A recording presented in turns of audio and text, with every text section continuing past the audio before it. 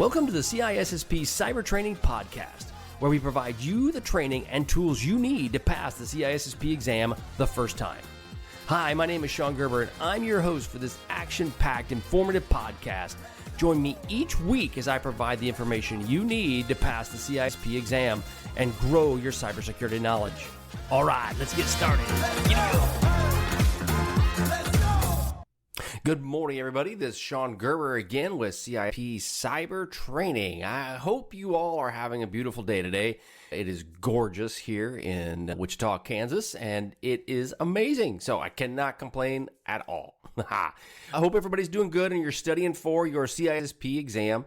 I know getting ready for the CISSP is a challenge. I remember going through it myself and just thinking, oh my goodness, when is this ever going to end? But it will end and you will pass, guaranteed right now. Only you can decide that and determine the amount of time that you're willing to work on it. But the one thing about this is the CISSP Cyber Training is we want to provide the information you need to pass the CISSP exam, but also on top of that, give you the information you need to be a successful person in information security within your organization, wherever you may go. So that is another key factor. So not just giving you how you pass the test, give you the background so that one, you do pass the test because that's the most important part, but two, give you the information to be able to be a successful security professional within your business that you work at. So today we're going to be talking about legal and regulatory issues around information security. Now you might be going, yawn, this is extremely boring. And guess what? You're probably correct. It is not the most exciting and engaging topic that there is, but I will tell you that it's an important factor in what you do, both for the test and for your career in security. So understanding legal and regulatory issues is a paramount because it has a lot of legs, or it can cause a lot of issues with you and your company that you're working with. Now, one example around this would be Equifax. So we'll use the situation that occurred a few years back when the Equifax credit agency was hacked. And as a result of that, there were some things that they were supposed to have done that they did not do well. And because they didn't do those well, some people were fired. And so as a person who's studying for the security professionals exam of the CISSP, if you don't do this well, it could have a problem or some situations that may occur within your career. So it's important to pay attention. And it's important to do what it's asking you to do in the CIA. So first thing we're going to talk about as it relates to regulatory issues in information security, privacy is a big factor. Now, I know you all have heard this probably time and again as it relates to your security professionals and as it relates to the exam. But privacy, obviously, for individuals, it's focusing on protecting individuals' personal information from unauthorized access, use, or disclosure. Now, this comes up almost every day. Maybe not every day, probably every other day in my normal job, and we're dealing with some level of privacy. So if I have a tool that is watching data that's leaving the organization, is it affecting people's privacy? Is it watching what they're sending to their family? Is it watching what they're sending home? What is it doing? And so if it's watching those things, are people's privacy situations, are they being compromised? And so that's something you're going to deal with. About at the end of it is that every country out there has some level of different idea around privacy. And not to say that they're very contrasting and very different. Most of these privacy laws that you'll see around the globe are relatively similar. However, there are subtle nuances to it.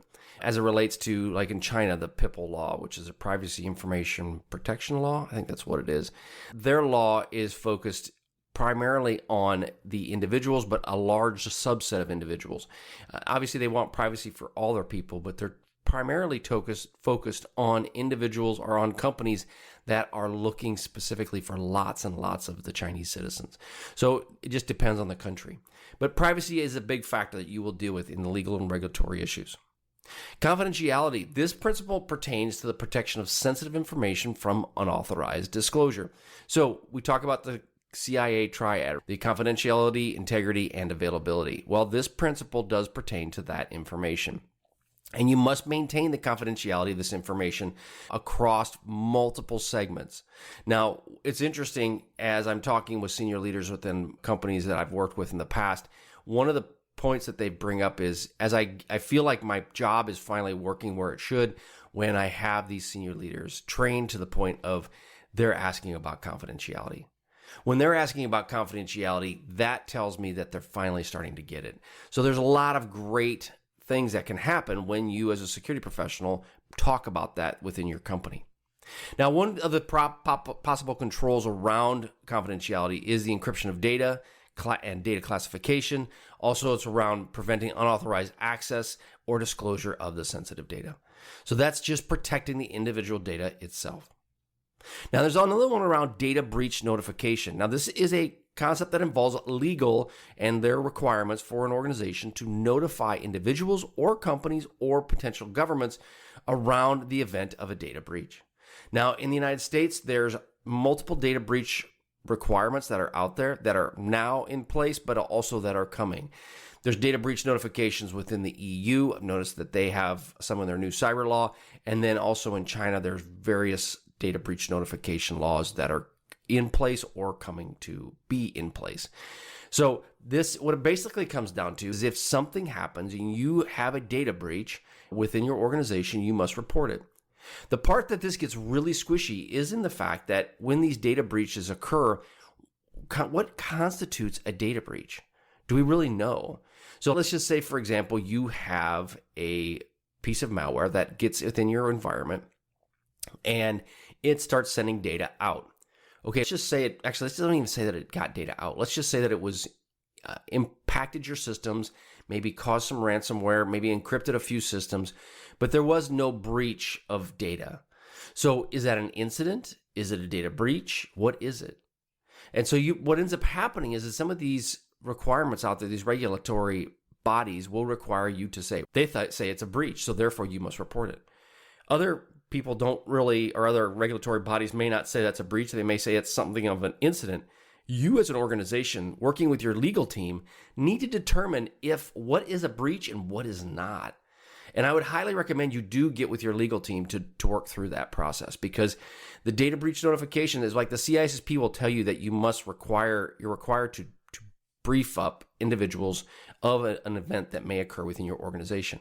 But your organization may not want to say something yet, that you may not have enough information for you to actually annotate that you actually have a breach. So it's a very squishy concept, and I'm not telling you not to reply to the governments and tell them if and when you had a breach, but I am saying is that you need to really understand with your compliance and legal folks, when would you acknowledge that something has occurred? And that's an important factor, and you need to really get clear on that within your company and your organization, because it could be very squishy. And the last time you want to start working through that is when you actually have an issue, and then you have to talk to your legal team, and they're like, I have no idea what you're talking about. Because they will, right? When you do this and you come to them about, hey, we just had a situation occur, they're going to go, what are you talking about?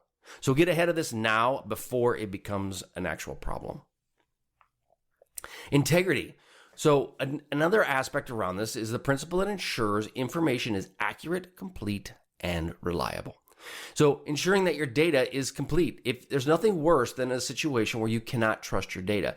And so if the data isn't complete and it isn't accurate, you now basically don't want to use it. You don't think you should use it. So those are important factors to know before you get into this space. And your legal team needs to be aware of what is integrity.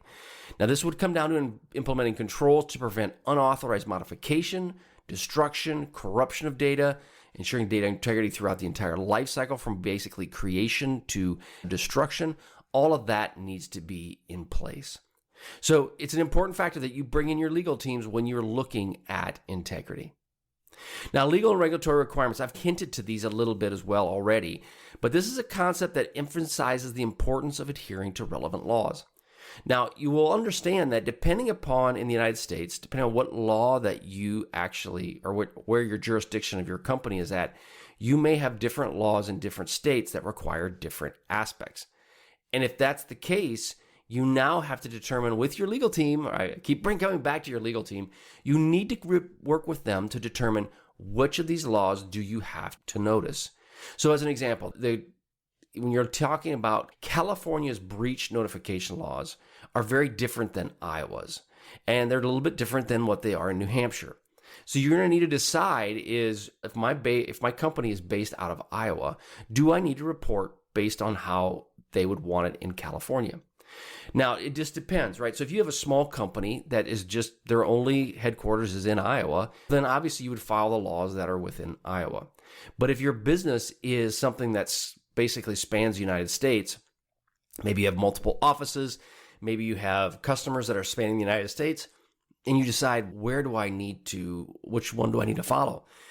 even if you're based out of Iowa, which one of those do I need to follow? And you may have worked with your legal team and they may give you guidance to say, because that you have customers throughout the United States, you may want to utilize California or New Hampshire's because it is the most restrictive. And what that means is just basically if you have notification of any sort of privacy regulations that are causing your company, then you need to go ahead and let your customers or your people know. Now, that may be the case within New Hampshire or California, but it may not be the case in Iowa. But if you have lots of customers throughout the country, you know what? You may just default to the fact of we're going to give the same level of breach notification that you would if you were in California or New Hampshire because we feel it's the right thing to do. So those are things you're going to have to work through with your legal team to understand what is best for you and your company. Due diligence. Now, this is a concept of taking responsible care and diligence on protecting information assets. One of the things that's going to be a factor is you're going to have to deal with, did I do the proper due diligence in protecting this data? So what exactly does that mean? So let's say, for example, you have some data that's sitting within your company. So let's say it's sitting within an S3 bucket.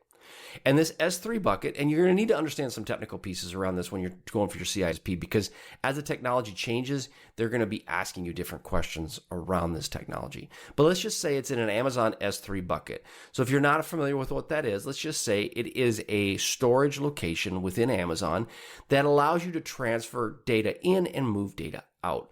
So it's just like a Dropbox, if you would say, for Amazon.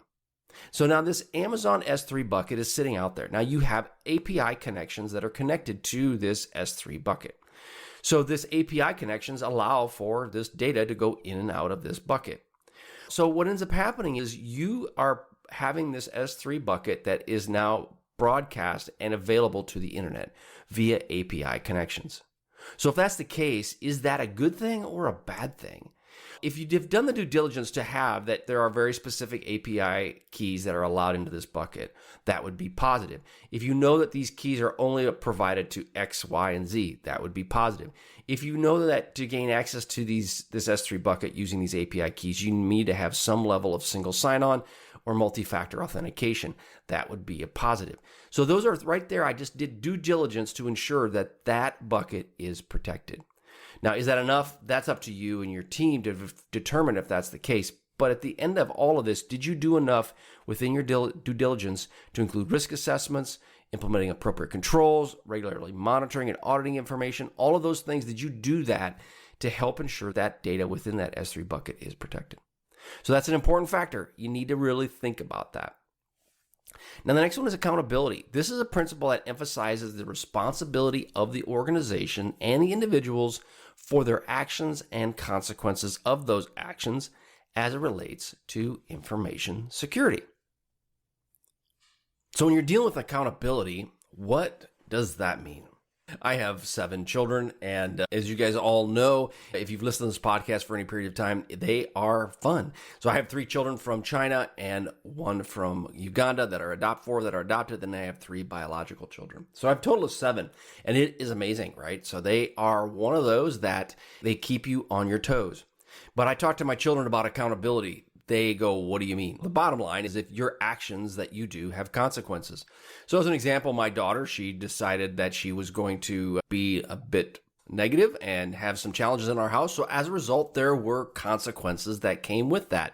And if any of you have ever dealt with teenage girls, and teenage boys can be this way too, but after 4 girls, I've learned a little bit that teenage girls, they're interesting. And so as a result, there were consequences for this young teenage girl's activities.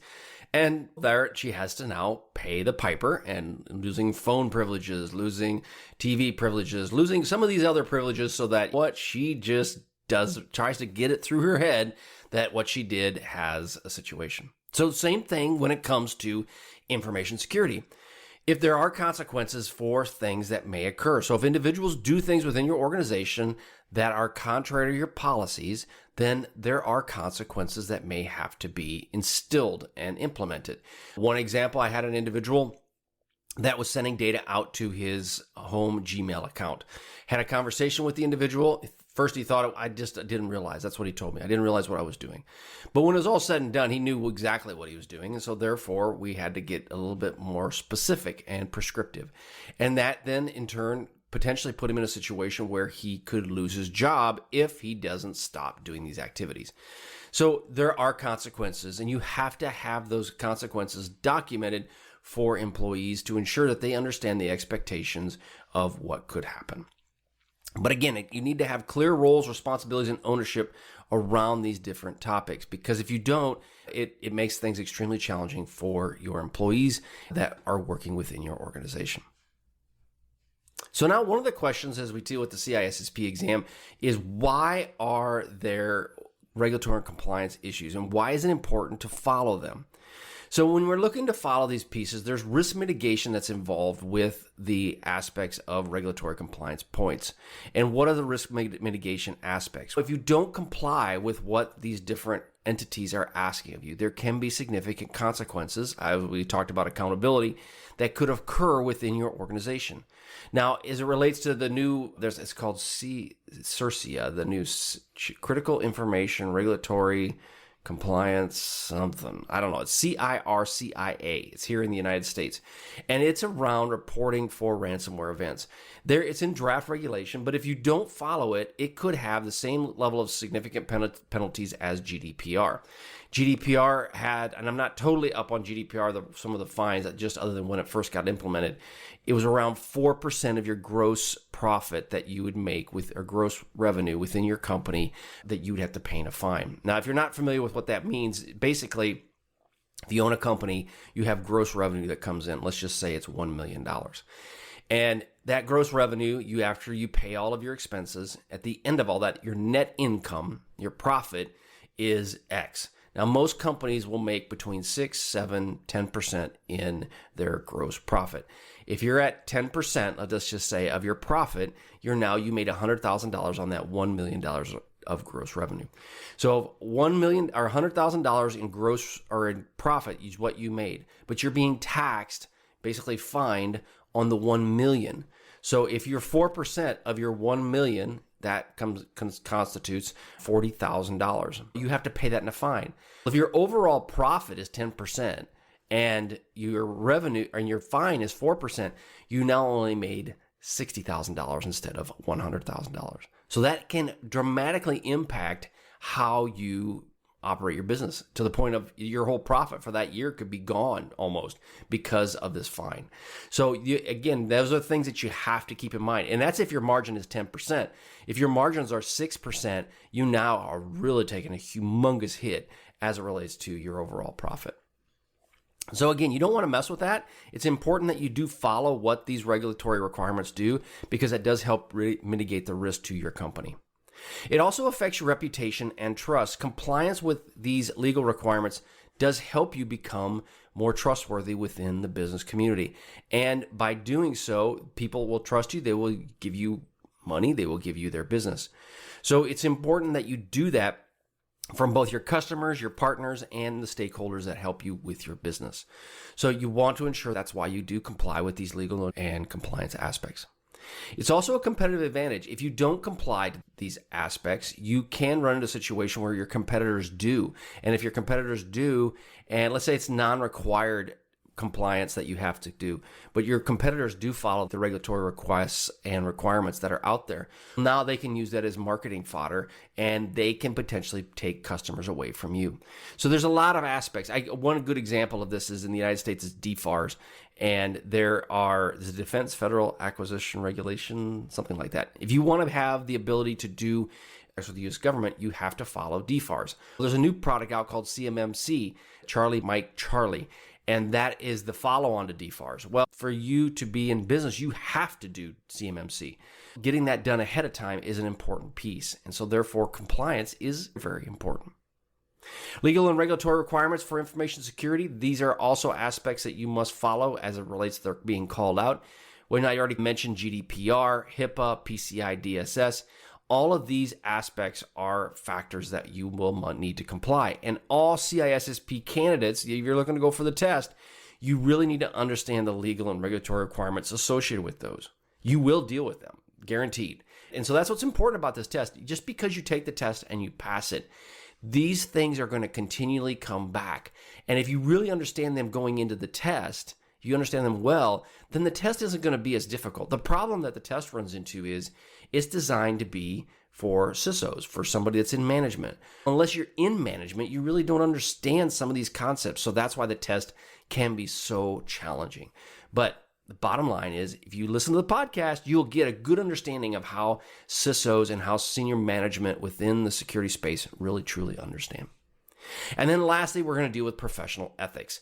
What are some aspects around that? If you really need to understand that as you're dealing with professional ethics, it's your professionalism, it's your integrity, it's your accountability. All of those pieces will highlight the importance of adhering to these legal and compliance requirements. Okay, so now we're going to get into some key laws, regulations, and standards that impact information security, such as DPR, HIPAA, PCI DSS, and so forth. Because we talked about those briefly. What are those, and that you have to be aware of them. So when you're dealing with GDPR, this is the General Data Privacy Regulation, and that regulation is provided out there in the EU that you must go ahead and comply with. Now, it first started back, I'm going to say it was probably like 10 years ago. I can't even remember. It's gone by so fast.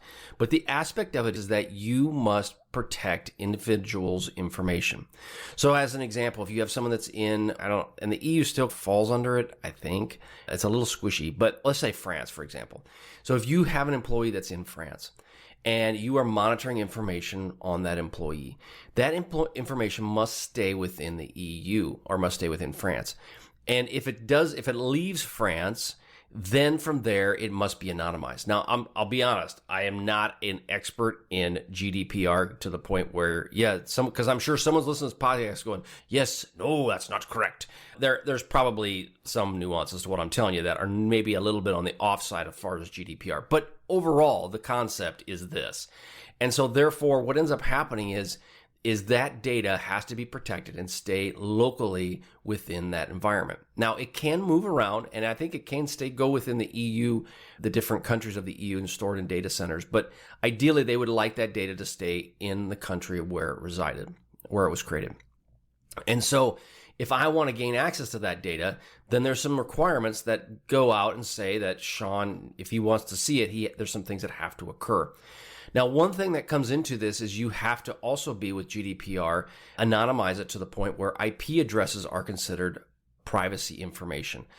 So IP addresses, workstation names, obviously username, passwords, all of those can be privacy things, as well as email. So it gets really squishy and it gets to be challenging pretty quick when you're dealing with GDPR. However, there are processes in place for that data to be used by third parties and by various entities. So it's not insurmountable, but there are definitely steps that you have to go through. Another one to think about, as I talked about CMMC here in the United States, this is one where it's a regulatory requirement it's the Cybersecurity Maturity Model Certification. Maturity model certification. So if you are here in the United States and you are a government contractor, you have to be certified in CMC. What does that mean? In the past, using DFARS, which was the Federal Acquisition Reporting, something like that. I can never remember the acronyms. There's too many of them. But the DFARS program, if you wanted to be a contractor, then you would have to self-report your security profile within the constructs of that regulation. So if you say, yep, I've got these firewalls, I've got this security in place, I've got this, they would let you do that, and you'd self-report saying, yes, okay, Sean did that. Sean's company X, yes, they have those protections. Unfortunately, they found out too late that many of these folks would just basically lie. And they would say, yes, we have them, or they wouldn't really truly understand what they even had or didn't have. And so then they would have issues with that. So the CMMC came down where they were requiring, depending upon the size of your company, that you go in and get certified that your company has these level of protections. So it's an important factor if you want to do business with the U.S. government in the defense industry, because they were finding out that countries that will go unnamed were stealing this information. And as they were stealing this information, what ended up happening is that controls were not sufficient to be able to protect it. So that's an important factor of why CMMC was put in place.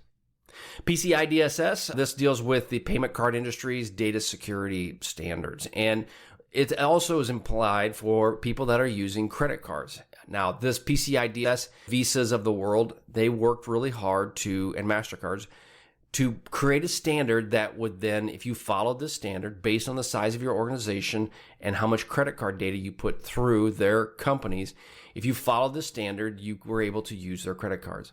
If you did not follow this standard, then what would end up happening is that they would relinquish the ability for you to use their credit cards. Well, if you're a small business and not being able to use credit cards, that's a bad thing. So you cannot then do business. So PCI DSS has a set of standards and a framework in which you need to follow that framework. And so it's an important factor that you follow these frameworks. And we'll get into frameworks at other podcasts that we have in the future here. But bottom line is they're an important factor, and you do need to follow those. Now, we talked about breach incident response and data breach management. One of the things is if you don't follow these breach response aspects, you can be fined. And we talked about what does that fine look like, if it's 4%.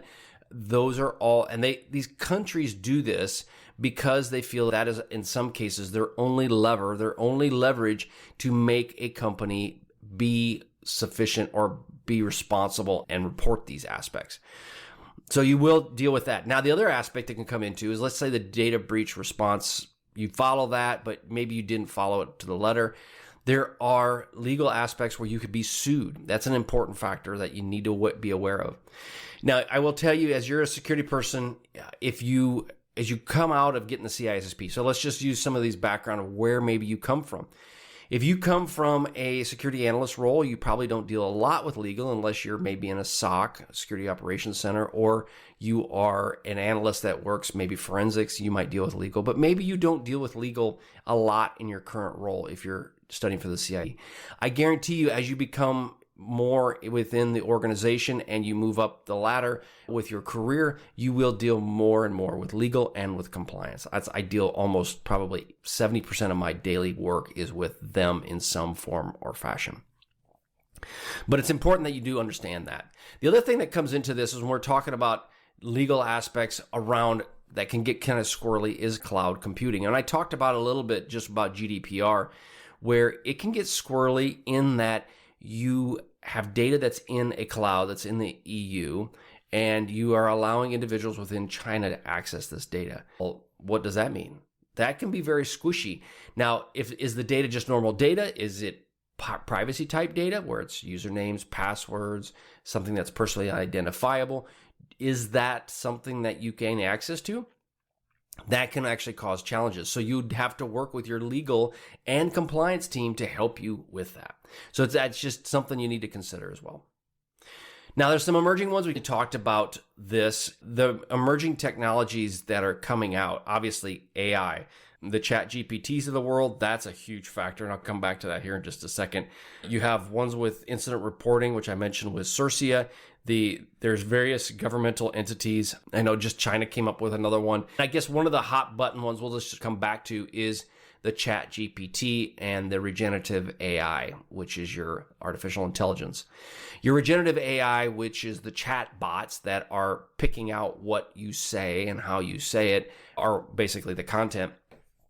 There's different types of regulations that are coming out. China just came out with one. United States is mulling. I don't think they actually came out with it. It's in draft, but it's on short final. Because in China, it isn't like the United States where they debate things for years and years. They actually will put regulations out very quickly. Now, there's downsides to that. These quick responses can cause cascading effects through countries when maybe they're not totally thought out and allowed time to think about them. But on the flip side, because they can react so quickly, they can get ahead of some of these challenges before the genie has been let completely out of the bottle, which I would say that at this point with AI or with your regenerative AI, it's pretty much out of the bottle. So any legal aspects or privacy things that come into play, it's going to be hard to dial that back in. But that being said, there's various regulations out there right now that are being drafted or implemented that will help restrict the chat GPT.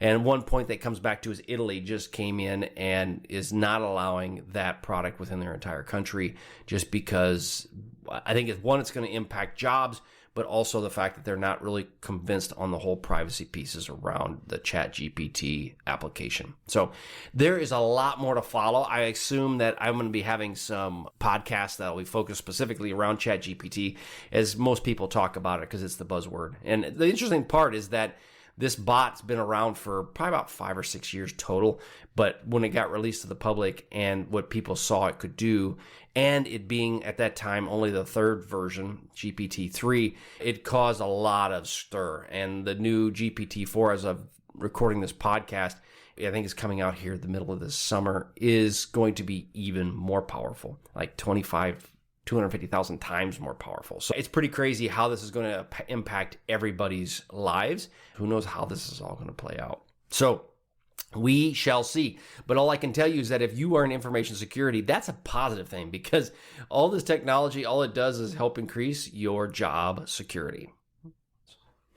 All right, that's all I have for today. I hope you all are having a wonderful day. I hope you guessed it's amazing for you. Go out to CISSP Cyber Training and check me out there at CISSPcybertraining.com.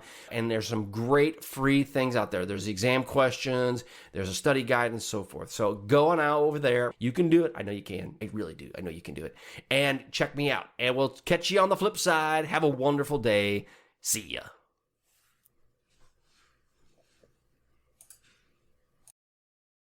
Hey, thanks again for listening today. It's been my pleasure to prep you for the CISSP exam. Are you interested, though, in some free CISSP exam questions?